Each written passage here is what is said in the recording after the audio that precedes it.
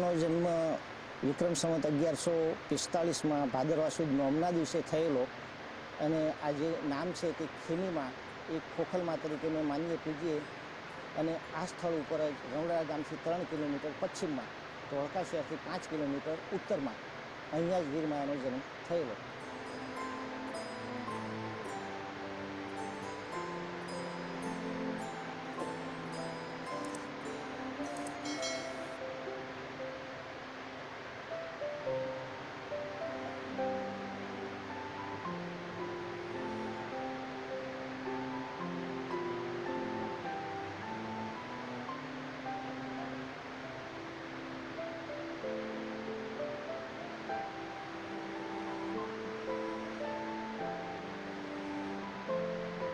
વીરમાયાને 4 દીકરા અને 2 દીકરીઓ હતી.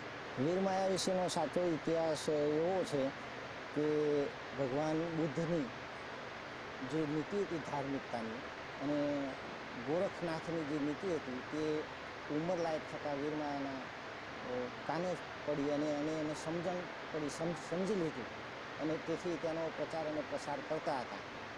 એટલે આ બ્રાહ્મણવાદીઓના બ્રાહ્મણના ક્રિયાકાંડોમાં અવરોધ ઊભો થતો હતો અને અંધશ્રદ્ધા દૂર થતી હતી. એટલે બ્રાહ્મણોએ વિચાર્યું અને કાને નાખી દીધું રાજા સિદ્ધરાજના.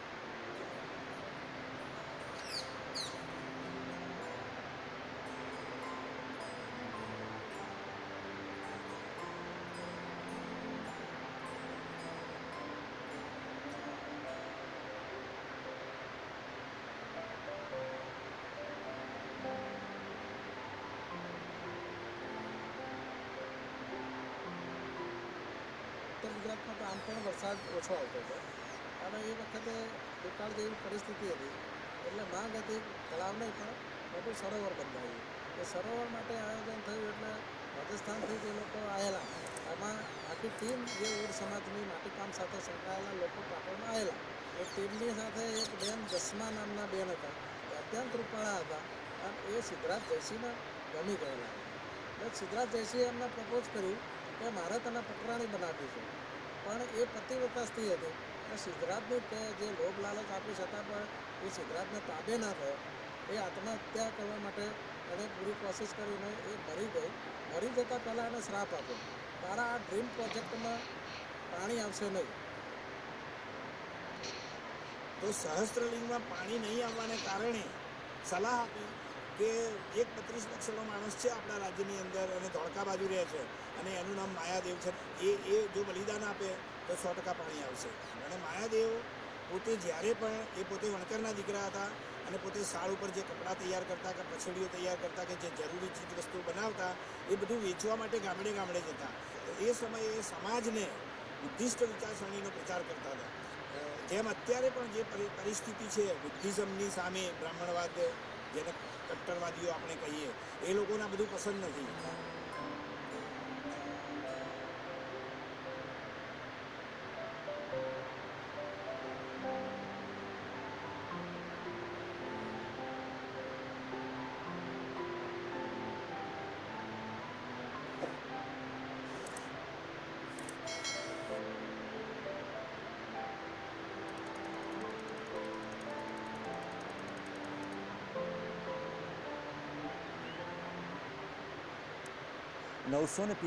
ઈસવીસન 945 સુધી અહીંયા ગુજરાતની અંદર બૌદ્ધ ધર્મ હતો. છેલ્લે વલ્લભીપુરમાં બૌદ્ધ ધર્મ હતો.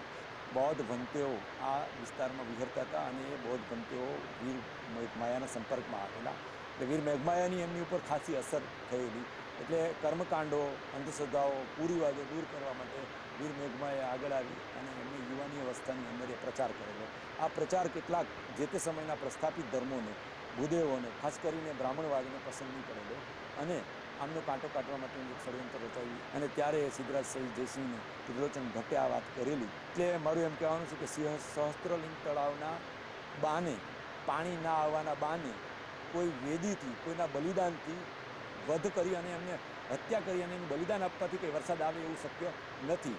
અને ઐતિહાસિક માહિતી એ પણ મળતી નથી ગુજરાતમાં કે એ સમયના દલિતોની પાછળ ઝાડુ અને કુલડીઓ બાંધવામાં આવતી એવું ક્યાંય લખાણ આપણે વાંચ્યું નથી. પણ હા, ગામને સેમાળે રહેતા હતા એટલે અહીંયા જે ખોખરમાની દેરી છે એ ગામના સીમાડે છે એટલે સેમાળિયા કહેવાતા હતા અને એ ગામની બહાર રહેતા હતા. એટલે આ એક ષડયંત્રનો ભાગ જ છે.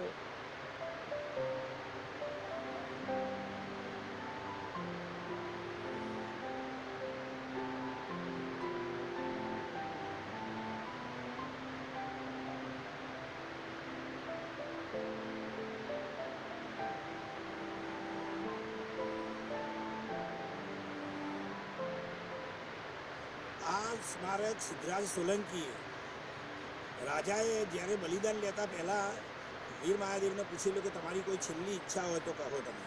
તો વીર મહાદેવે એમ કહેલું કે અમારા સમાજને અસ્પૃશ્ય ગણવામાં આવે છે, ગામથી દૂર રાખવામાં આવે છે, તો એ દૂર કરો અને અમને ગામની સાથે રહેવાનું, ગામના તમામ સમાજ જે રીતે જીવી શકે છે એ જીવવાની તમામ એમ કે એમને સવલતો મળવી જોઈએ રાજ્યની અંદર.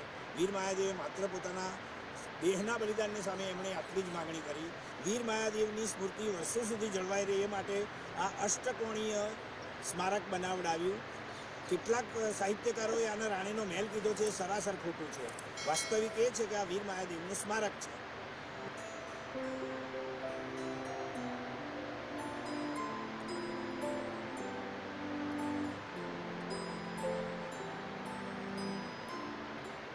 બે 2001 સુધી ઊભું જ હતું 8 ખૂણા સાથે.